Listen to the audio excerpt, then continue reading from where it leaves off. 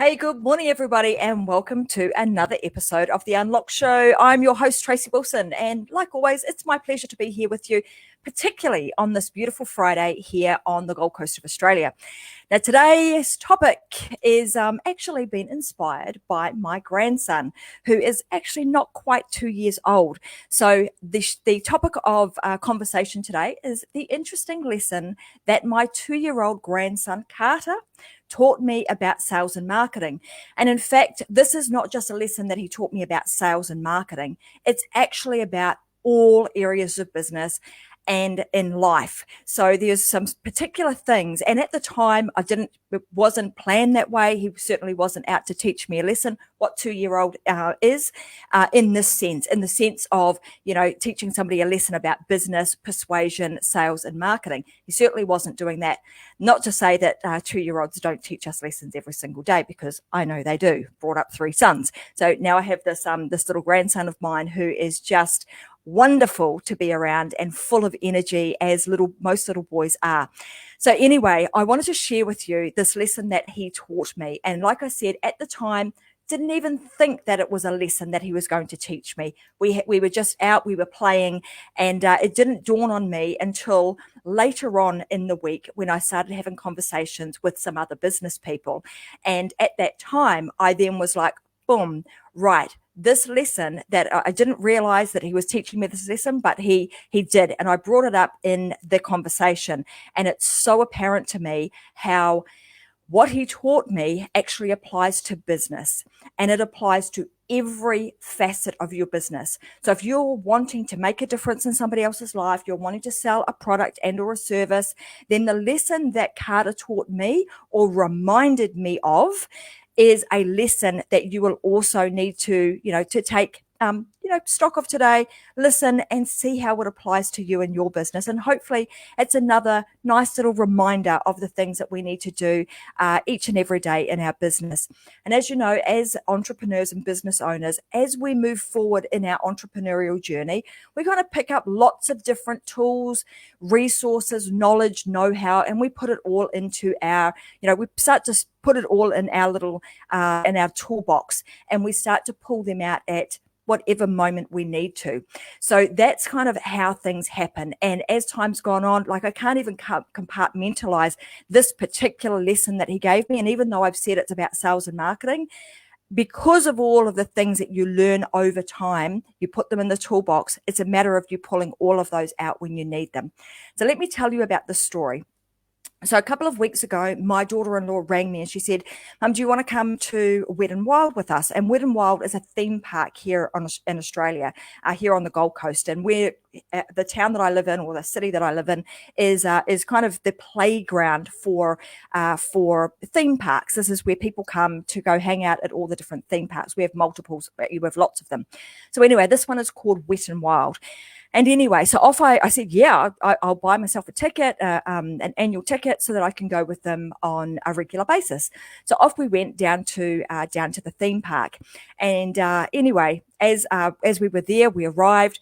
Carter, of course, stripping everything off, and he wanted to get into that water along with his sister Jada, who's 6 years older than him, so she's nearly 8. So they go jump into the water and they're playing around and having a load of fun. We then walk over this bridge. And we look up and we see that there's some water slides right there. And of course, that kid wants to get on the water slide. And his sister takes him, I go up because I'm, Nana and Grandma, and I take them up the ramp to go onto these water slides. And Mum and Dad, or Mum at the time, was standing down at the bottom of the water slide, ready to catch them when they got down to the bottom of the water slide. So we get up to the top of this water slide, and there's a couple of them, a couple of these water slides up there. One of them is like a really gentle little slide that's got a few little bumps in it, and it's out in the open, and they can sit on that and they go down. So anyway, we put Carter on there, and the 2 guys that were the lifeguards at this water park said, okay, when you put the kids on, you've got to put one on one side and one on the other. And me, I was thinking, well, I was going to put them together because then he'd feel safe and all that sort of stuff and send him down the slide. Anyway, I did what the lifeguard said, put them on either side, and away they went. Nice, gentle slide down this water slide, get to the bottom. He started splashing around in the bottom and thought it was a whole lot of fun. Gets out of that water slide and runs like crazy back up to the top again and wants to go again. So we did this a couple of times. And as he was going down about the third time on the slide, I look over to the guys who were standing next to me, lifeguards, not on this particular slide, but on the next slide. The next slide was a bigger slide. It was more for, when I looked at it, it was like for the big kids. And I knew my granddaughter, she probably wouldn't get on there because she doesn't really like that sort of stuff. But my little fella, he's a bit of a daredevil, so he would want to give it a go. So anyway, I talked to the lifeguard that was there at the time, and I said, how old do they need to be to get on that slide? And he said, well, same age as the kids that are on that slide. You know, do they need to be a certain size? No, as long as they can hold themselves up, they can get on this water slide over here. Now, I want to paint this picture for you. So one water slide, nice and easy, out in the open. You know, any kid would want to jump on there, and it's not a problem at all. These other slides that I'm looking at on my right-hand side were the tunnel slides, right? So the ones that are fully enclosed, you can't see, you get in there and it's dark and you've got to go down this water slide. And bearing in mind, he's not quite 2 years old yet. So some of you might be thinking, what were you thinking putting a 2-year-old on that? Now, there's some lessons here. So anyway, as he runs back up, I said, Carter, do you want to have a go on this one? So I took him into the area where these other two slides are. Babe, do you want to hop on this slide? And he looked at me, said, nodded his head. Yep. I said, okay. And I said to his sister, do you want to go on this one? She said, no, I'm going to stay on this one. Okay. So anyway, 2 slides sitting there, a green one and a pink one. And not that we really cared. We just jumped on the first slide that was there, and it was pink and purple. And he sat on the edge at the top of the slide, and he looked down and he was like, I said, do you want to have a go? And he said, yep. So we got to the point where he was sitting at the top of that slide with his little legs dangling down, ready to go, looking down this black hole. And he looked up at me and went, no, I'm, with a fearful look on his face. I'm not ready. I don't think I want to go. I said, okay, we'll sit back up here. So we sat back on the edge. There were a couple of other kids that were also running behind us, ready to jump on the slide. And wait for it, I am going to get to the point where this makes a lot of sense when it comes to business. So we're sitting up there, and these other 2 kids were there, and they were, anxious and really excited to get on the slide. So I didn't want to hold them up. So I said, can you guys go? And as we're sitting on the edge and these other kids have gone, I said, see, look, they're all right. They're going. And he looked at me, yeah, they're going.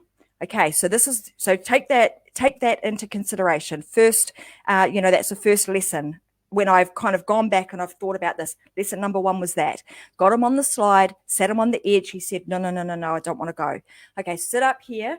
Let's just watch some other kids go down. Okay, a couple more kids go down. They're laughing. They're having a whole lot of fun. He's sitting there. And I could see that he wanted to go, but there was just something. He was like, oh, I'm not sure. I don't know about this. So we tried again. Sat down on the slide.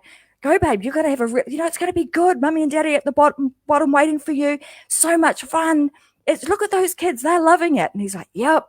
Sat down again, looked down this slot, down this, this black hole. And he looked up at me again. Not going to go. So what do? We sit back on the edge again. We watch another couple of kids go down. We had another go 3 times. And he was like, not going to go. Okay, it's okay. We tried, picked him up, pulled him out and said, okay, we're going to go on that other slide then. He said, He looked at the slide right next to it, which is exactly the same slide, I might add, but it's a different color. But it's not the color that makes the difference here. Okay, so we go over to the other slide, blue and green. We sit on the edge of that slide. You want to have a turn on this one? He says, yep. Okay, are you ready? Yep. And off he went, whoosh, down the slide, got to the bottom, blimmin' face full of water.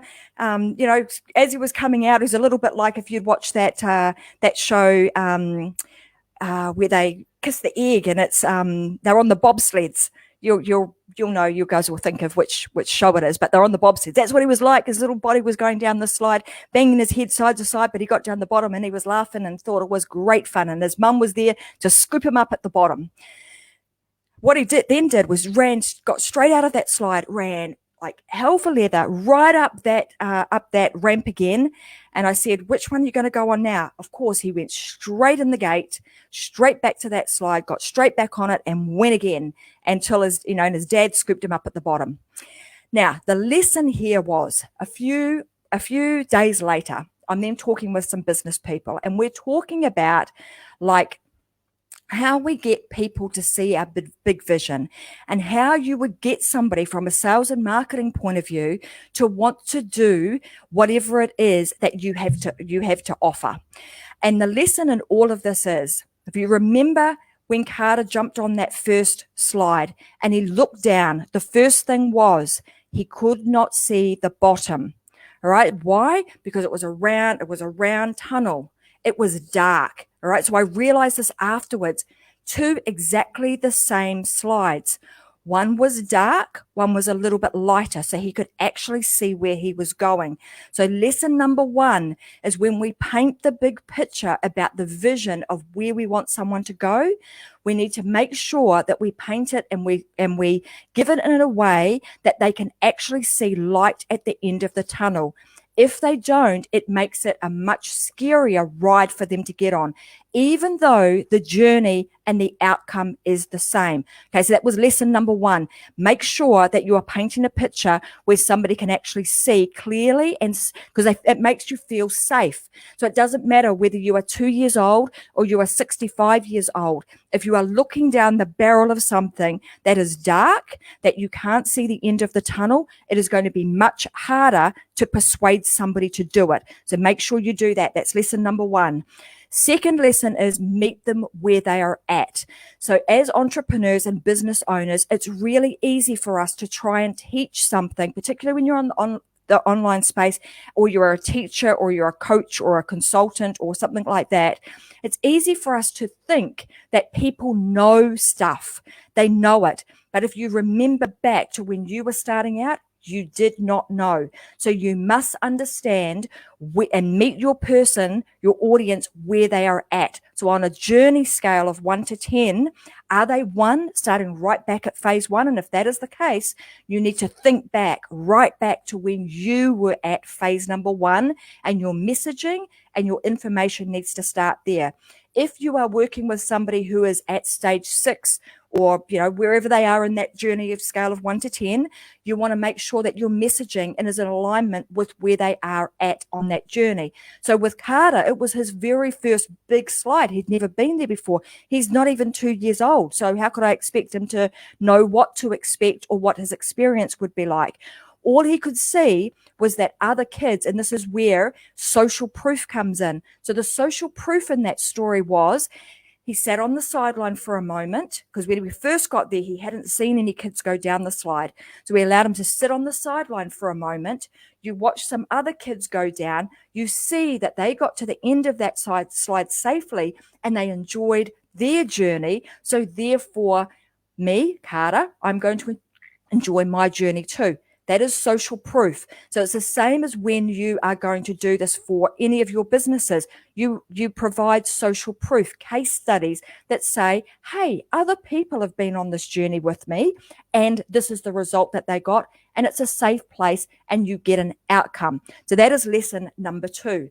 The next is this: in any marketing and sales message, there must be an element of urgency and scarcity. So how did the urgency and scarcity come into play in terms of a water slide with a 2-year-old? Well, the urgency and scarcity comes in when you've got other kids lining up behind wanting to get on that slide. You must go quickly, or you are going to miss you're going to miss out on your place in the line, and you have to go back to the big, you've got to go back to the back of the line and wait your turn again. So there was an element of scarcity and urgency with even Carter getting on that water slide. And it's the same thing with your marketing messages and your sales messages. You will have a better result if you apply some level of scarcity and urgency into the equation.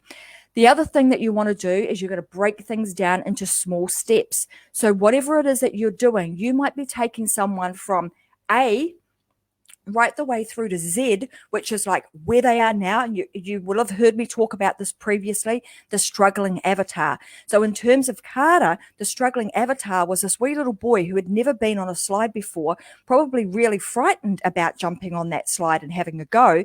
But you meet them where they're at, you break it down into smaller size chunks so that inch by inch, they can see that it's okay, and it builds up their confidence. When you build up somebody's confidence, they're going to be more likely to actually jump on that slide and go with you and get out the other side, which is the happy place where they have actually achieved what it was that they set out to achieve. So at the bottom of all of these things that, Carter had and your clients are going to have is fear. And it's that fear of not knowing how to get from A to B, or what the journey is through A to B. So often we have to create people a roadmap, which is that piece where we start to show them the big picture. We make it very clear, very safe, and it's a bright place to be, because nobody wants to be in the dark. Nobody wants to be cold. Nobody wants to not know where they are going. I don't know a person in the world who would willingly and comfortably want to be in that place. If you do not know that you are going to be safe, even if it's a really challenging task, if you do not think that you're going to be safe in doing it, you're probably not going to do it. So there's a lot of lessons.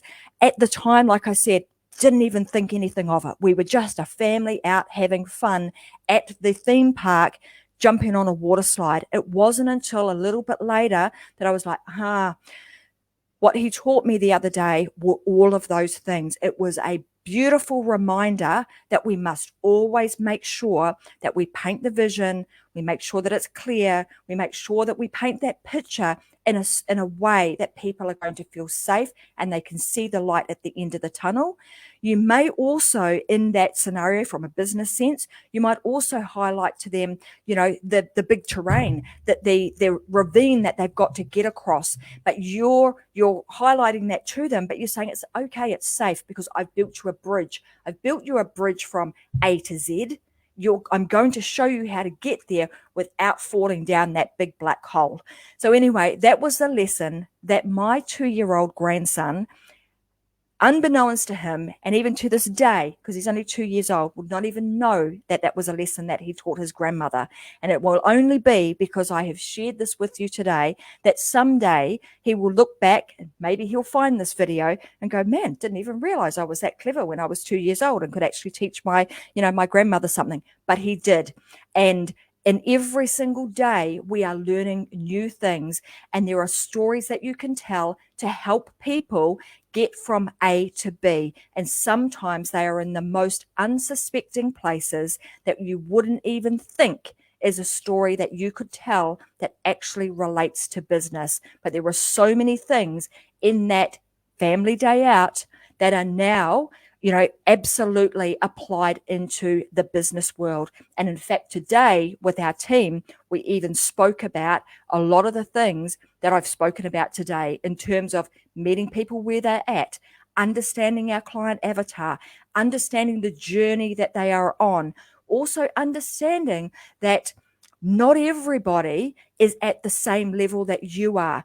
But if you can work out how to figure out where they're at, how to bridge the gap, and how to communicate that in a way that makes them feel safe, provides them with the pathway to get them from where they are now, struggling avatar, to where they want to be. And in our cases, you would have heard me talk about this on previous episodes too, that we're working with people to help them become the sought after authority in their industry. That's where I'm taking people to. But I certainly know and understand the water slide that I need to put people on.